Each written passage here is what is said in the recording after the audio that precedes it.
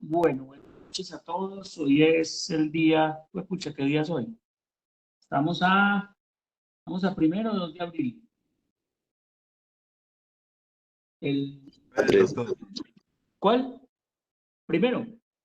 3 de abril. 3. 3 de abril. 3 de abril del 2023. Son las 6:50 de la tarde. Como les había prometido, vamos a ver otro caso antes de que ustedes por grupos empiecen a traer sus casos clínicos. Muy bien. Esta es la referencia de donde estoy sacando el caso clínico, no la discusión. Es de la Sociedad Española de Cardiología. Esta página vale la pena que la consulten.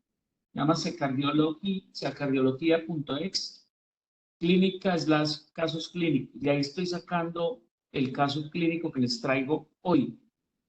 Entonces, la estructura de abordaje de los casos clínicos es la que ustedes ya conocen.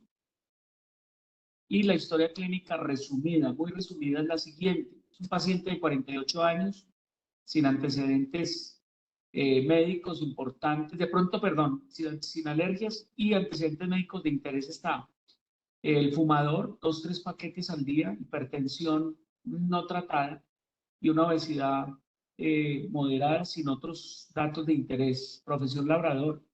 El paciente consulta por un cuadro clínico agudo de 5 horas de evolución, consistente en un dolor torácico, centrotorácico intenso, descrito como punzante, que irradiaba cuello y a región interescápulo-vertebral, sudoración profusa, cefalea pulsátil, náuseas, lipotimia y una disnea progresiva previamente al cuadro con ortopnea, o sea, previo al cuadro que estaba refiriendo a esto.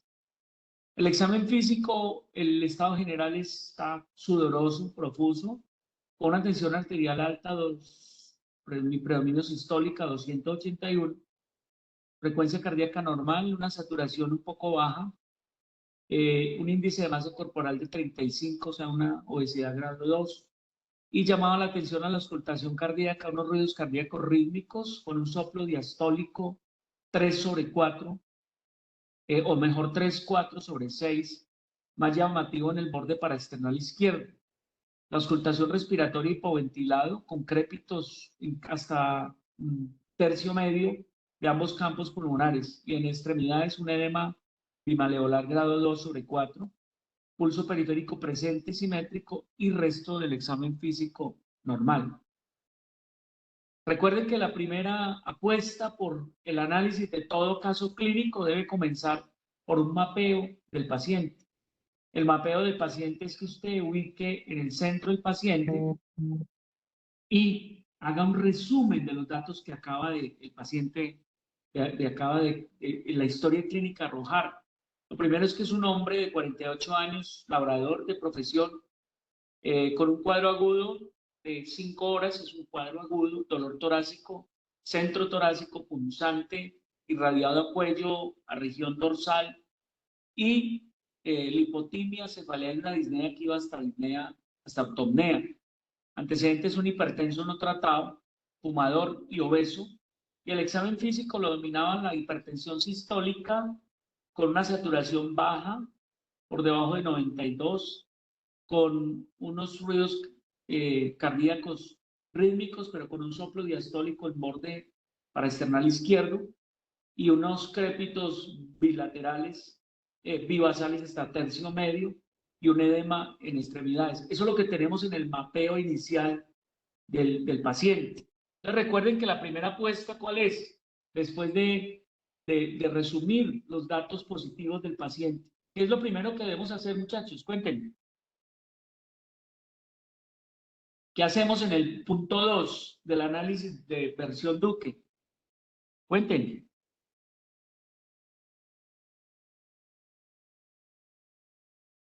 ¿Qué hacemos después del mapeo de historia clínica? Qué pena, si están escribiendo no lo veo. Si pueden hablar mejor.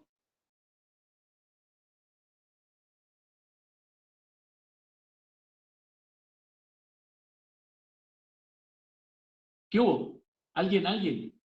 Bueno, entonces después de esto, Proceso diagnóstico, profe. ¿cómo dicen? Proceso diagnóstico. No, pues el proceso es el que estamos haciendo, pero después del punto 1, que es el resumen de datos positivos. ¿Cuál es la propuesta? ¿Cuál es el punto 2? Identificar el problema o los problemas. Es identificación de problemas, que serían identificar síndromes en el paciente, exacto. Entonces, identificamos problemas, recuerden que son macrosignos o síntomas, y mejor si hay síndromes, mucho mejor identificar los síndromes que el paciente pueda tener. Muy bien. Entonces, ¿cuáles son esos síndromes que podemos identificar en este paciente? Entonces, lo primero, permítanme un momentico, yo corro esto para acá. Entonces, el primero, estamos frente a un paciente con un síndrome hipertensivo, digámoslo así, llámese urgencia versus emergencia. La segunda es un síndrome de falla cardíaca. Y lo tercero es un síndrome de un paciente, llamémoslo así, o mejor, identificación de un signo macro grande, que es el soplo diastólico en auscultación. Y el otro es el dolor torácico. Síndrome de dolor torácico agudo, llámese coronario versus no coronario. Esa es como la segunda puesta en escena, es identificar síndromes para a partir de ahí empezar a identificar problemas.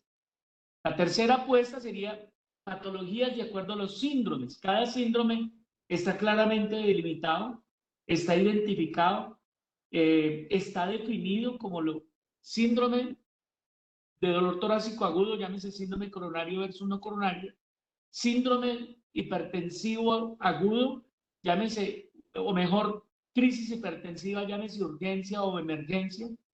El otro, síndrome de falla cardíaca, claramente, paciente que presenta disnea progresiva, un paciente de riesgo, tiene crépitos vivasales y tiene edema en extremidades. O sea, el paciente tiene signos sugestivos de falla cardíaca. Entonces, las patologías posibles de acuerdo a esos síndromes son, primero cogemos el primer síndrome, que es el síndrome de dolor torácico agudo, llámese coronario versus no coronario. O sea, lo que está en favor, digamos, de coronario no es opresivo, pero igual hay pacientes que no lo describen propiamente como opresivo. En este caso lo está describiendo como punzante el paciente, pero siempre en todo dolor torácico agudo, centrotorácico, irradiado a cuello, también podemos pensar en que el paciente está haciendo un síndrome coronario agudo. Y aquí está entonces, muchachos,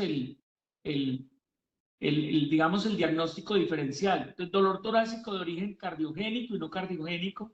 Cardiogénico arriba sería isquémico, llámese angina inestable, infarto agudo del miocardio, o no isquémico, que sería la disección aórtica, la pericarditis y la valvulopatías. La estenosis aórtica produce un dolor torácico agudo, ¿sí? Y el otro sería el dolor torácico de origen no cardiogénico abajo, que tendríamos el de origen esofágico, llámese un reflujo, una enfermedad acidopéptica, un espasmo esofágico, o el no esofágico. Y el no esofágico, llámese un dolor de origen muscular, el neumotórax, el tromboembolismo y el ataque de pánico, lo que llamamos el síndrome de Da Costa. Síndrome de Da Costa. Muy bien. Permítanme.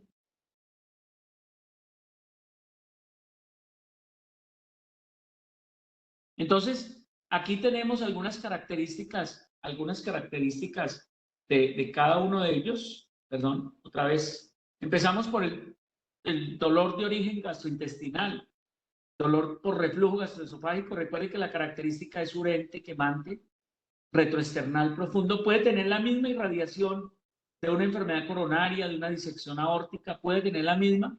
El otro sería un síndrome costocondral muy frecuente, pero recuerde que es un dolor localizado, es un dolor en la unión esternocondral y puede acompañarse de dolor a la digitopresión.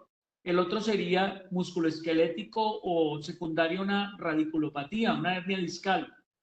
Entonces el dolor es urente, quemante, que sigue todo el dermatoma dependiendo de la raíz nerviosa que esté comprimida. El otro, el infarto agudo del miocardio. Puede ser, claro, dolor que dura más de 20 minutos, intenso, generalmente es opresivo, constrictivo, pero hay pacientes que lo describen como pulsante también, eso no es absoluto, ¿sí?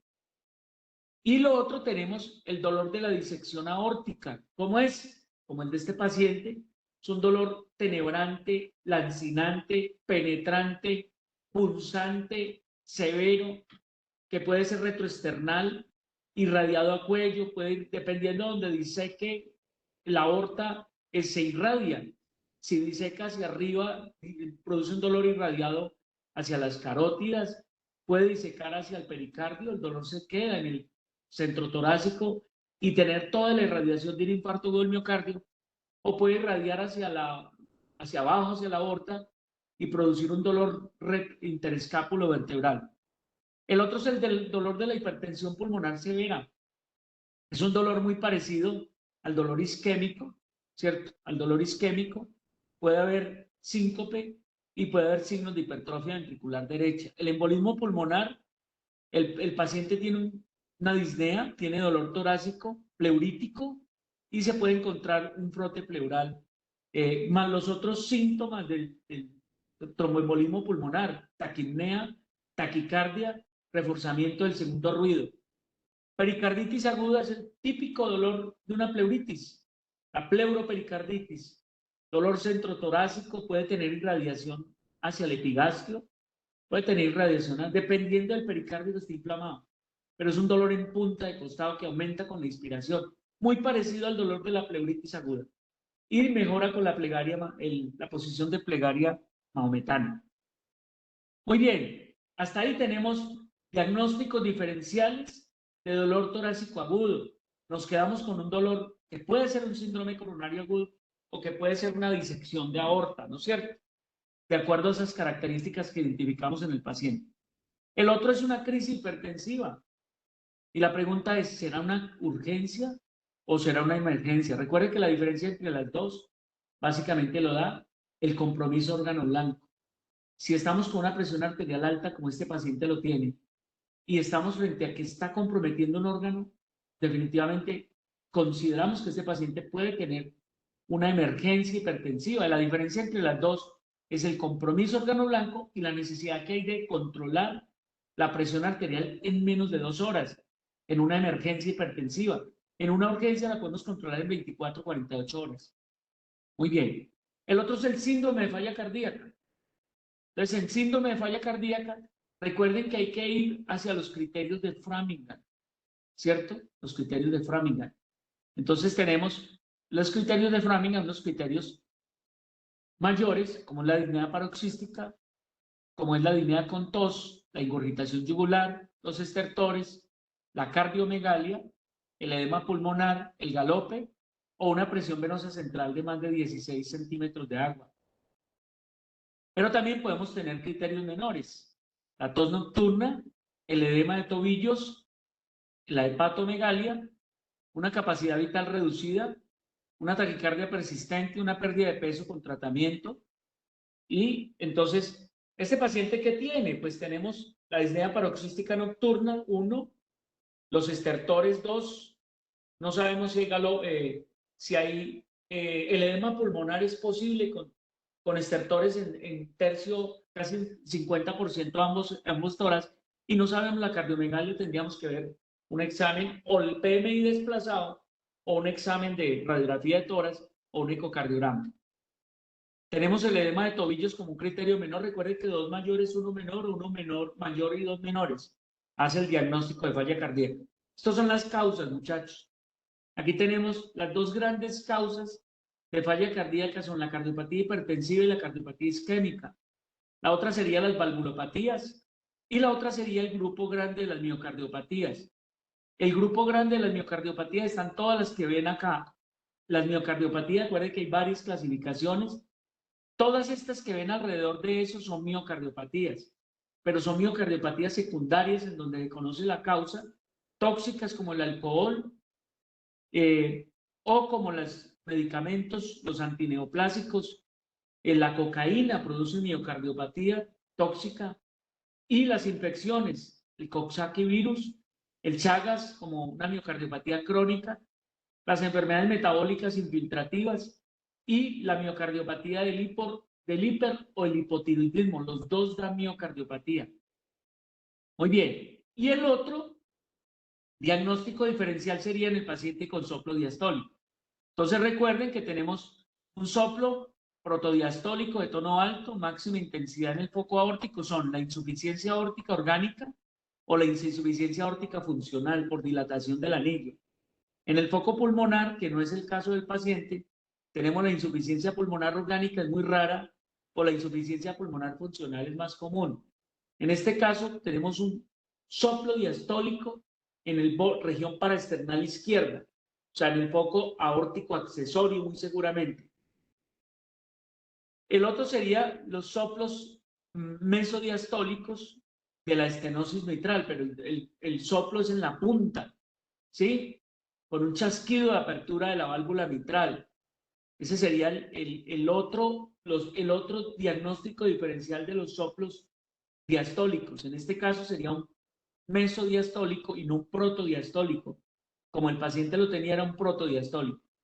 Muy bien, aquí está la insuficiencia aórtica, regurgitación sigmoidea, es intenso, puede tener frémito, es protodiastólico, es decrescendo, no crescendo, decrescendo, sino decrescendo, y se ausculta mejor en el foco aórtico accesorio. La dilatación funcional del anillo es más rara, no es tan intenso, no tiene frémito, o puede haber frémito, pero generalmente no, es también decrescendo y se ausculta mejor en el foco aórtico. Ese es el soplo de la insuficiencia aórtica, primer ruido, segundo ruido, y empieza después del segundo ruido cardíaco. O sea, es decrescendo, va. Se oye así, mire muchachos, se oye ruido normal. Tumta, tumta, tumta, tumta, tumta, soplo diastólico. Tumta, tumta, tumta, tumta, tumta, tumta, tumta. Recuerde que puede tener pulso saltón, pulso de Corrigan, pulso Selle, pulso de Quinque, doble soplo de Durosies, el signo de Still, el signo de Hill. Cuando es valvulopatía es muy rica. En este caso no sabemos si es valvulopatía. Muy bien. Bueno, hasta aquí. Entonces, llegamos otra vez, repasemos. Primero, un mapeo del paciente, resumen de datos positivos. Segundo, identificación de síndromes en el paciente. Ya los tenemos los síndromes. Síndrome coronario de dolor torácico agudo, síndrome de falla cardíaca, síndrome de crisis hipertensiva, síndrome de, o mejor, signo soplo diastólico. Esas es las 4. Y tercero, diagnósticos diferenciales, que ya vimos en cada uno de ellos cuáles son las posibilidades. Vamos a ver correlación clínico para clínico. Lo primero entonces es ver un electro, ¿sí? Lo primero es ver un electro. Este es el electro digamos, una aproximación del paciente. Permítame. Entonces, lo primero es, empezamos con los complejos son anchos, estrechos. Los complejos son estrechos, miden menos de 2,5 cuadritos, o sea, miden entre 50 y 100 milisegundos mejor. Aquí miden 2. Lo tercero, el RR es regular. Si usted mira, en general es regular. La distancia que es de acá a acá. Lo cuarto es ritmo sinusal. Mire las ondas P, en D2, ondas P, ¿sí? El ritmo sinusal, RR regular, complejo estrecho, y lo otro es la frecuencia cardíaca. Más o menos, hay 1, 2, 3, 4 cuadros, 1, 2, 3, 4 cuadros, 1, 2, 3, 4, un poco y medio, o sea, está entre 60 y 75 contracciones por minuto, es decir, no es una taquicardia, no es una radicardia. ¿Qué llama la atención en este paciente? Como para irnos a lo más importante. Lo que llama la atención es, miren, el índice de Sokolov. Vamos a ver. Tiene 5, 10, 14 y 4, 18. Y aquí tiene 5, 10, 15, 20, más 18, 38. ¿Cuánto tiene que ser para que dé Sokolov positivo, muchachos? ¿Quién dijo yo? 35. 35. 35. ¿Sí? Sí, sí. Listo. O sea que tiene Sokolov positivo. Ese paciente entonces tiene una... ¿Cuál es el diagnóstico? Hipertrofia ventricular izquierda.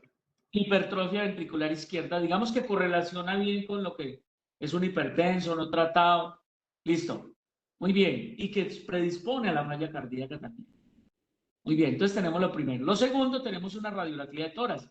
¿Qué tenemos en la radiografía de tórax? Lo primero, aunque no es una buena radiografía, está mal inspirada, está muy contrastada, muy penetrada. Entonces, pero hablemos de lo grande.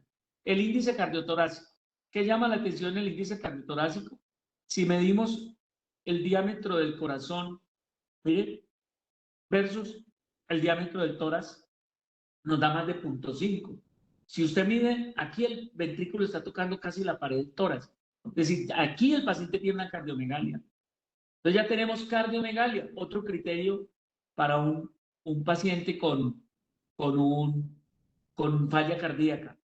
Lo otro, congestión, ilios congestivos, engrosamiento del ilio derecho, un poquito de ensanchamiento del mediastino, el botón aórtico un poco prominente, ¿cierto?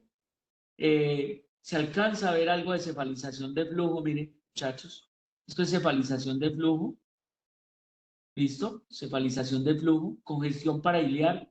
El ángulo cardiofrénico izquierdo pareciera estar velado. Aumento de la trama vascular. ¿Sí? Muy bien. Perfecto. ¿Qué tenemos? Tenemos una troponina, al parecer una troponina alta, una PCR aumentada, una urea alta, una creatinina 1.53, ya tiene otro problema que es una falla renal, seguramente, con una tasa de filtración glomerular de 48.62, eso quiere decir un estadio 3A. Recuerde que por debajo de 45 y mayor de 30 es estadio 3B. Un ecocardiograma que destaca el hallazgo principal, entonces la presencia de insuficiencia aórtica moderada severa, ojo, secundaria dilatación del anillo aórtico. El ventrículo izquierdo está ligeramente dilatado, o sea, hay crecimiento con hipertrofia, función sistólica global y segmentaria conservada. Tanto el derecho como el resto de válvulas no presentan hallazgos. Le hacen un cateterismo y el hallazgo principal es en la ortografía, donde se evidencia dilatación de la aorta ascendente desde la raíz, con borramiento de los senos de Valsalva, insuficiencia aórtica grado 4 y arterias coronarias no presentan daños angiográficos importantes, es decir, no había un evento coronario en el paciente. Muy bien. Le hacen un eco transesofágico y está confirmando o mejor, se descarta endocarditis y se confirma la disección e indican una cirugía cardiovascular urgente porque el paciente se está disecando. Lo llevan a cirugía, mire, intraoperatoriamente hay una disección tipo A con rotura intimal circunferencial a nivel de la unión sinotubular, originando un desgarro de todas las comisuras, imagínense, siendo ese el mecanismo de la insuficiencia aórtica observada. O sea, hizo una insuficiencia aórtica por una dilatación aguda del anillo, del anillo. Vamos a aplicar leyes diagnósticas, muchachos. Vamos a aplicar leyes diagnósticas. Entonces, la ley de la primera, la ley de lo más frecuente ante un dolor torácico agudo en un paciente hipertenso. ¿Qué pensarían ustedes? En ley de lo más frecuente. Me importó buen miocardio. Sí, lo primero es pensar en un evento coronario agudo. ¿Estamos de acuerdo? Y cuando hablamos de ley de prioridad, ¿qué tenemos que descartar en prioridad? Escucho. ¿Qué tenemos que descartar? El mismo infarto de miocardio, ¿no es cierto? Porque se compromete la vida del paciente. ¿Y qué otra patología tenemos que descartar? Que termina siendo quirúrgica y que ya la diagnosticamos en este paciente por el eco. La disección aórtica. Un aneurisma disecante de aorta. Muy bien. En ley de Agatha Christie, muchachos, ¿quién es la escena del crimen? ¿Cuál es la escena del crimen? Lo que ya vimos anteriormente. ¿Cuál es la escena del crimen? La aorta sería. La aorta ascendente, la raíz de la aorta ascendente y la válvula aórtica. Muy bien. ¿Cuál es el arma homicida?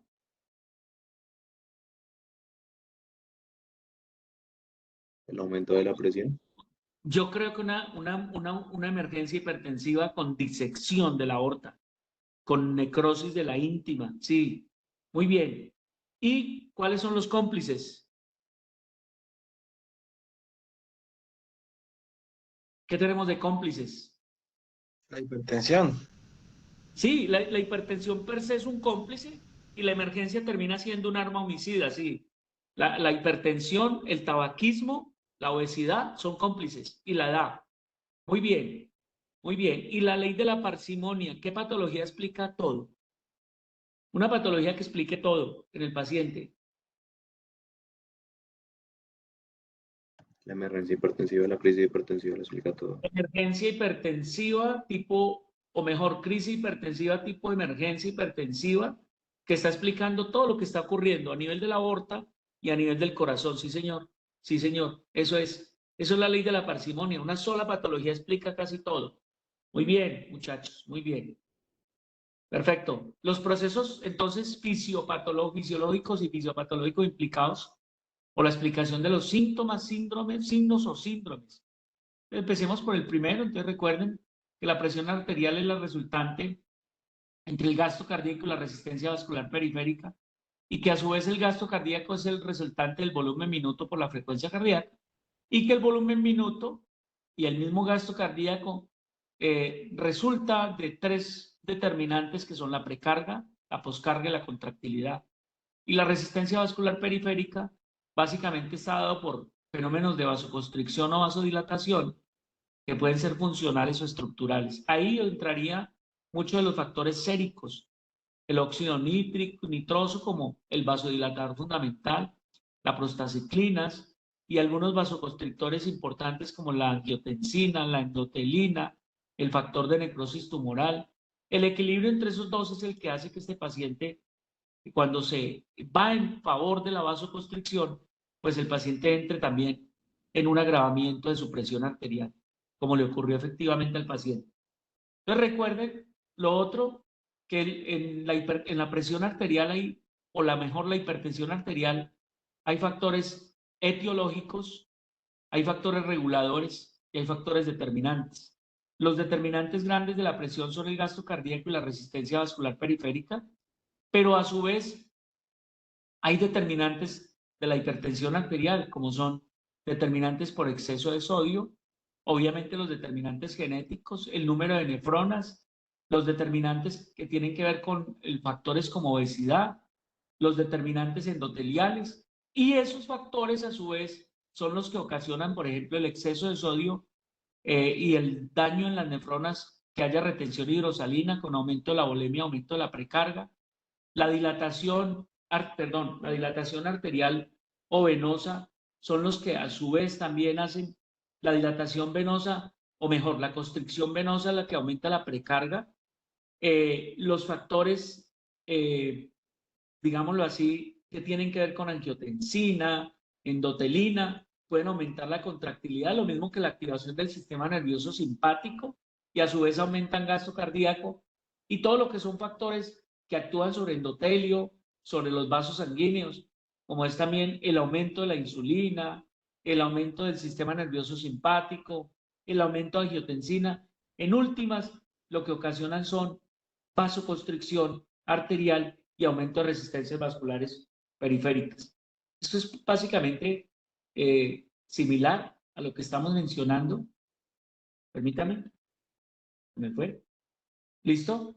En últimas, tanto los factores catecolaminérgicos, los factores que actúan sobre corazón, el sistema, digamos, nervioso simpático, actuando sobre corazón, aumenta frecuencia cardíaca, aumento gasto cardíaco, aumento de presión arterial, tanto catecolaminas como la acción del sistema nervioso simpático sobre riñón, sobre el ventrículo también. En últimas, lo que aumenta es cambios sobre el gasto cardíaco, en últimas, para aumentar la presión arterial, y lo que tiene que ver con factores que dilatan o constriñen los vasos sanguíneos. En últimas, se va hacia el equilibrio hacia vasoconstricción y aumenta resistencias vasculares periféricas. Estos son un poquito todos los factores que hacen que el paciente termine con una falla cardíaca.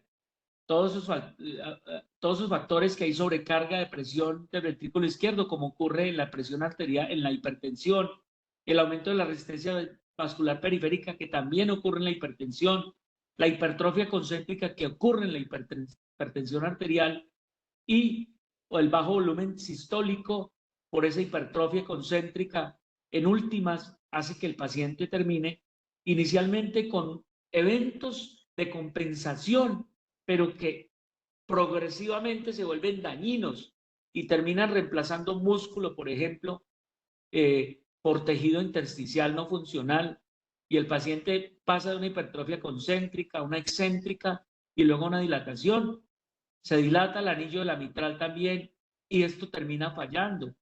Esto termina fallando. Esa es como la progresión. Esto es lo que ocurre en un paciente con una insuficiencia aórtica. El paciente, recuerden que esta es la mitral, esta es la aorta, este es el ventrículo izquierdo. Cuando la sangre sale hacia la aorta y ella trata de devolverse, en este caso él no es capaz de contener y la sangre empieza a devolverse hacia el ventrículo izquierdo.